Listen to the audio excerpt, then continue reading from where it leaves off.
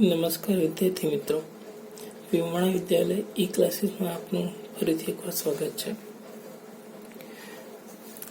આપણે ગયા વિડીયોની અંદર જોયું હતું એક થિયરી, એટલે એ આજે આપણે ફરીથી કમ્પ્લીટ કરવાની છે.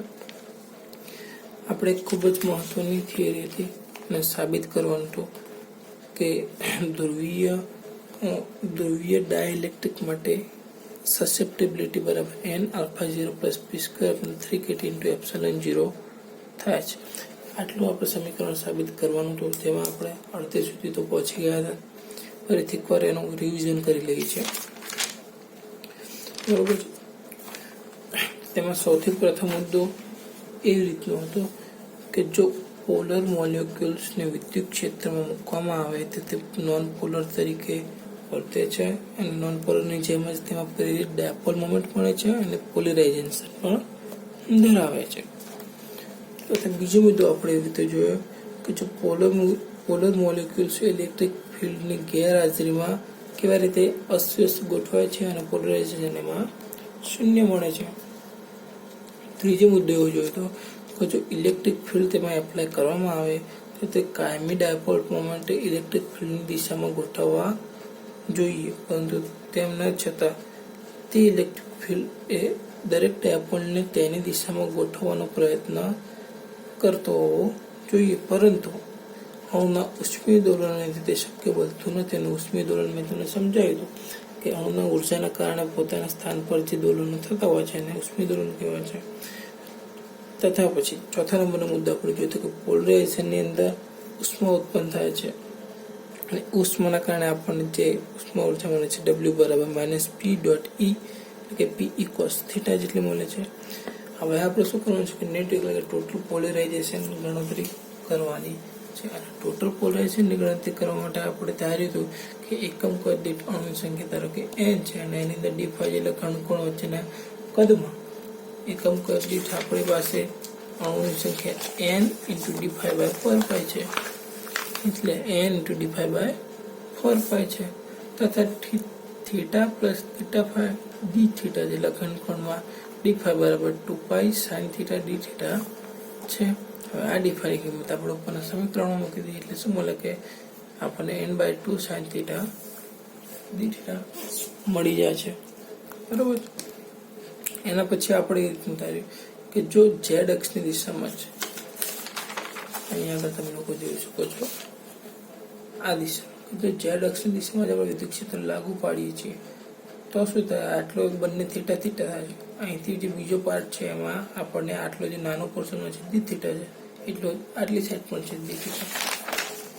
એવું કહે છે કે જો z દિશામાં જ આપણે વિદ્યુત ક્ષેત્ર લાગુ પાડીએ થીટા અને થીટા પ્લસ ડી થીટા જેટલા કદમાં એકમ કદ દીઠ રહેલો અણુની સંખ્યા કેટલી મળે છે, n થીટા ડી થીટા બરાબર c × e⁻ d5 જેટલું. આની અંદર એવું કહેવાય છે કે ω/kT નું મૂલ્ય કેટલું છે, ખૂબ જ ઓછું છે, એટલે e⁻ શું મળે કે 1, અને આનો બંને બાજુ log લેતા બરાબર 1 - ω આપણને kT થાય. હવે આ કિંમત અહીંયા મૂકી દઈએ તો n d θ બરાબર c × 1 - ω/kT × d θ, સમીકરણ 4 એ મળી ગયું. આની અંદર આપણે W એટલે કે આપણને જે મળી હતી એ ઉર્જા અને d5 સમીકરણ 2 એટલે સમીકરણ 1 અને સમીકરણ 2 બંનેનો ઉપયોગ કરીને એ કિંમત મૂકી તો શું મળે, n θ d θ બરાબર સમીકરણ 5 મળે છે. અને એની અંદર આપણે કીધું કે એકમ કદ દીઠ અણુની સંખ્યા ટોટલ n છે, એટલે કે ઇન્ટિગ્રેશન લાગુ પાડીએ ટોટલની અંદર એકમ કદ દીઠ આપણને મળે ટોટલ કેટલું થાય, એટલે 0 to π n theta × d theta. તો એની અંદર આપણે સમીકરણ 5 ની કિંમત મૂકીએ તો આ સમીકરણ 5 ની કિંમત મૂકી પછી એની ઉપર ઇન્ટિગ્રેશન લાગુ પાડીએ તો જે અચળ પોર્શન છે બહાર આવી ગયો, બાકીના જે થીટાવાળા પોર્શન છે એની ઉપર ઇન્ટિગ્રેશન લાગુ પડશે. છેલ્લે આપણને કિંમત મળી કે n બરાબર 4π છે, એટલે કે આપણે કહી શકીએ c બરાબર n/4π આપણને સમીકરણ 6 સુધી મળી ગયું. આટલું આપણે આગળના વિડીયોમાં જોયું હતું, બરોબર છે. હવે એના પછી આપણે આગળ જોવાનું છે કે આજે આપણને c ની કિંમત મળી સમીકરણ 6 માં, એ c ની કિંમત આપણે અહીંયા સમીકરણ નંબર 5 જે છે અહીંયા ત્યાં આગળ આપણે કિંમત મૂકી દઈએ તો શું કહેવાય છે કે 6 ની કિંમત 5 મૂકતા શું થાય n થીટા ડી થીટા બરાબર n upon 4 કૌંસમાં શું થાય 1 plus PE cos theta by KT into 2 sin theta d theta અને આપણું સાદરૂપ આપી દઈએ તો શું બોલે n આ n જે શરૂઆતમાં n નીચે 4 અહીં તો કે નાટ ઉપર છે 2 એટલે નીચે x એકલા 2 n by 2 sin theta d theta તો છે જ sin theta d theta બંનેનું પાછળ લાસ્ટનું ભેગા લખીએ 1 plus PE cos theta KT into d theta આને સમીકરણ નંબર 7 આપી દે ઓકે આટલે સુધી ખ્યાલ આવે બધાને સમીકરણ 6 ની જે કિંમત આપણે આગળના વિડીયોમાં મળી હતી એ કિંમત સમીકરણ નંબર આપણે 5 મૂક્યું એટલે આપણને મળ્યું સમીકરણ નંબર 7 બરાબર છે હવે જે PE cos theta છે આપણે એવું કહી શકીએ P નો થીટા દિશામાંનો ઘટક P cos theta કહેવાય અહીંયા P cos theta છે એટલે કે P નો થીટા દિશાનો ઘટક શું છે P cos theta આટલો છે એટલે એવું કહી શકાય કે એકમ ઇલેક્ટ્રિક ફિલ્ડની દિશામાં એકમ કદ દીઠ નેટ ડાયવર્જ મોમેન્ટ આપણને ટોટલ મળે છે P એકમ કદ દીઠ એકમ ઇલેક્ટ્રિક ફિલ્ડની દિશામાં એકમ કદ દીઠ નેટ ડાયપોલ મોમેન્ટ કેટલું મળે છે P બરાબર integration 0 to pi n theta into કેટલું છે P cos theta છે ને P cos theta into d theta આને સમીકરણ નંબર 7 એ નામ આપી દઈએ હવે આ જે 7 ની કિંમત છે 7 એની અંદર હું કોણ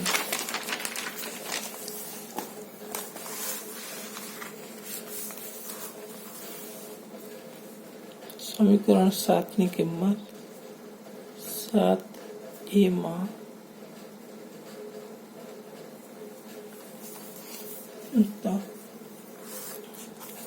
આ કિંમત આપણે અંદર મૂકી એટલે આપણને શું મળશે કે P બરાબર n by 2 integration 0 to pi n theta दिशा किंमत મૂકવાની છે okay sin theta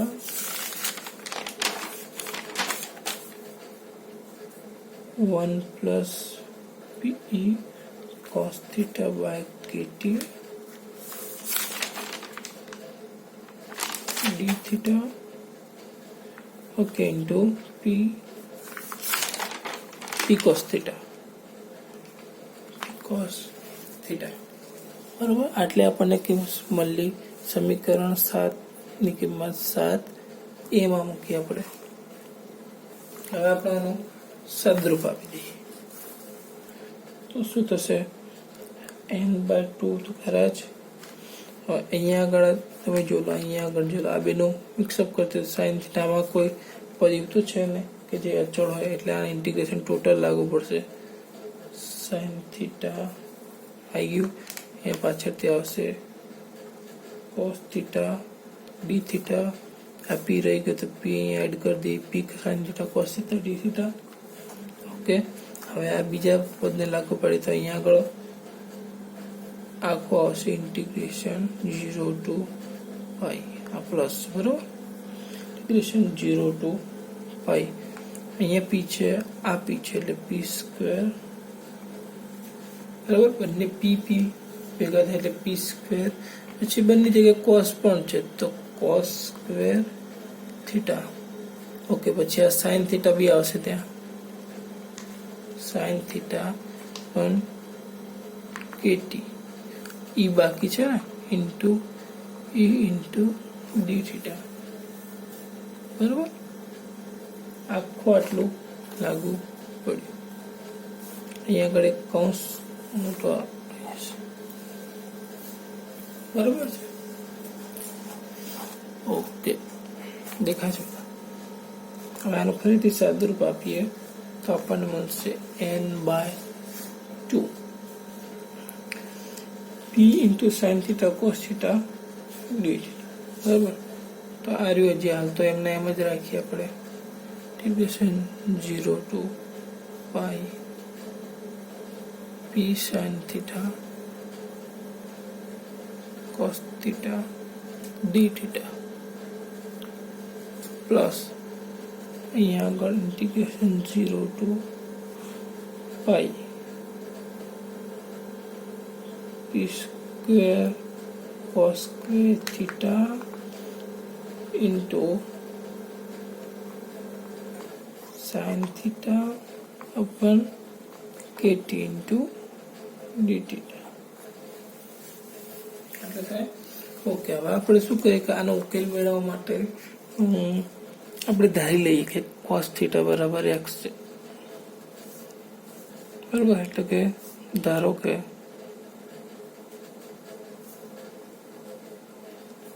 cos theta બરાબર x તો વિકલન કરતા dx મળે, dx બરાબર શું થાય, minus sine theta D theta થાય, minus sine theta D theta બરાબર dx થાય. હવે આપણે લિમિટ જો 0 to પાઈ છે તો આપણે એવું કહી શકીએ કે જ્યારે થીટા બરાબર 0 તો cos થીટા બરાબર 1 અને થીટા બરાબર પાઈ તો cos થીટા કેટલા થાય, -1. લિમિટ પણ આપણી પાસે આવી ગઈ. તો બસ આ જ બધી કિંમતો આ સમીકરણમાં આપણે મૂકી દઈએ. આ જે કિંમતો આપણને મળી છે ઉપરના સમીકરણમાં મૂકી દઈએ તો આપણને શું મળે કે p બરાબર પોલેરાઇઝ p બરાબર n/2. અહીંયા કિંમત મૂકતા પહેલા તો માઇનસ લિમિટ 1 to -1 અને -1 to 1 એટલે થઈ ગઈ 2y px dx. અહીંયા આગળ માઇનસ લિમિટ આપણે મૂકી દીધી -1 to 1.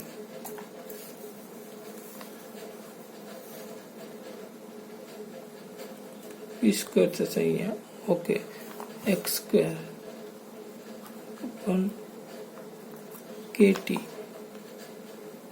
e અને આટલો થઈ ગયો dx.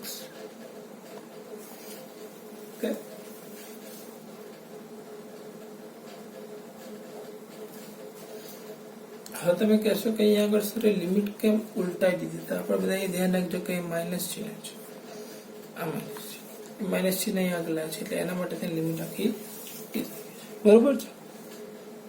હવે આનો આગળ સાદુરૂપ આપીએ તો આપણને મળશે n/2.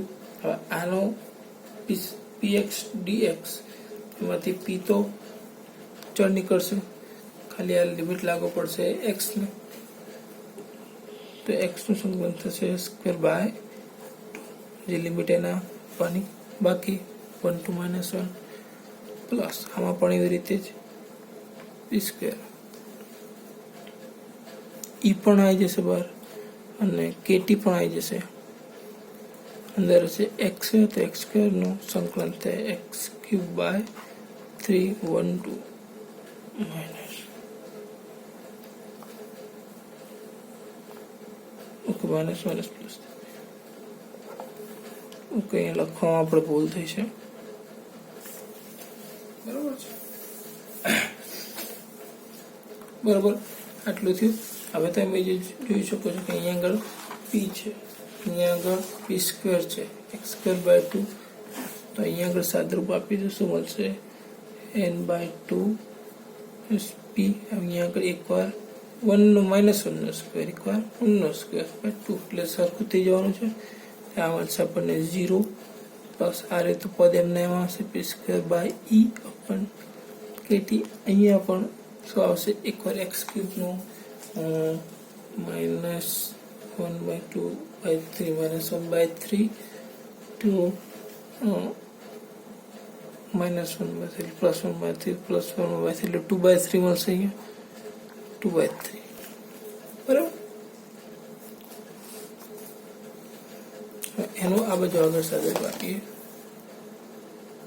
તો શું મળે છે આપણને p બરાબર n/2 તો એમને એમ જ આમાં બેમાંથી p² into e by KT અને ઇન્ટુ 2/3. કેમ એવું થયું કે p ઇન્ટુ 0 એટલે 0 થઈ જવાનું છે, ડાયરેક્ટ આટલું અને આ પદ બે જ આપણી પાસે રહેશે. બરોબર છે. આમાં પણ જે 2 આપણે કેન્સલ કરવા તો થાય તો એવું લખી શકે કે p બરાબર n into p² e અપન 3kt. આમ પણ આપણે સમીકરણ નંબર આવશે 7 7 8 આપી દઈએ. આ જે સમીકરણ મળ્યું એ સમીકરણ નંબર 8. એ સમીકરણ નંબર 8 એ આપણે કાયમી ડાયપોલ મોમેન્ટનો પોલરાઇઝેશનનો ફાળો દર્શાવે છે. કાયમી ડાયપોલ માટે જે પોલરાઇઝેશન શું ફાળો દર્શાવે આ સમીકરણ દર્શાવે છે. પોલરાઇઝેશન p બરાબર n into p² by into 3kt જેટલું મૂલ્ય ધરાવે છે. એની અંદર જે p ઇન્ટુ 3/kt છે આટલો પોર્શન દેખાય છે તમને.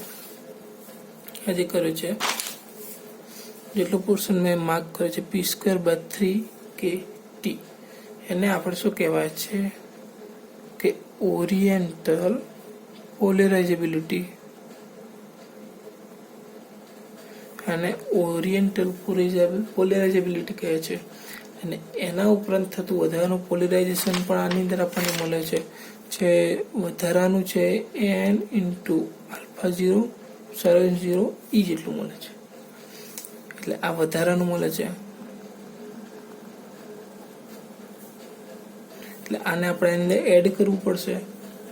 તો લખી દે કે p બરાબર n α0 ε0 e બરાબર પ્લસ જે ઉપર આપણને મળ્યું હતું એ n/3 p² e અપન kt લખી શકાય. તો આપણને મળશે કે p બરાબર n α0 ε0 e બંનેમાંથી કેન્સલ પ્લસ n એટલે કોમન લઈ લઈએ આપણે સ્ક્વેર બાય 3kt બંનેમાંથી e કોમન લઈ લીધા. બરાબર. આ આપણને મળી ગયું સમીકરણ નંબર 9 જે આપણને પોલરાઇઝેબિલિટીનું મૂલ્ય દર્શાવે છે. અને એના આધારે આપણે મેળવીશું સસેપ્ટિબિલિટી.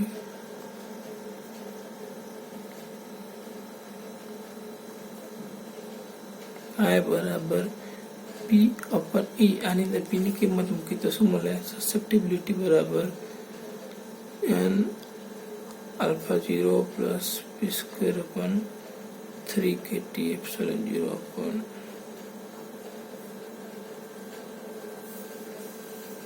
એ આખું કેન્સલ થઈ જાય. તો આપણે જે સાબિત કરવાનું છે એ આપણને લાસ્ટમાં મળી ગયું. બરાબર છે. તો આવી રીતે આપણે આખી થિયરી હવે કમ્પ્લીટ થાય છે. તમે એકવાર તમારી પાસે પેમ્પલેટ હશે જેની અંદર જોઈ લેજો.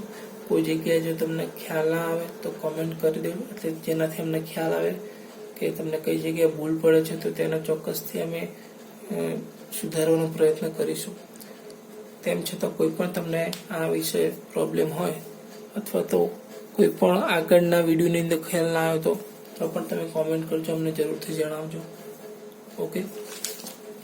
તો આ રીતે આપણે આ પેપરની અંદર આપણે બે થિયરી પૂરી થઈ ગઈ છે. સસેપ્ટિબિલિટીનું આખું પોર્શન થઈ ગયું છે.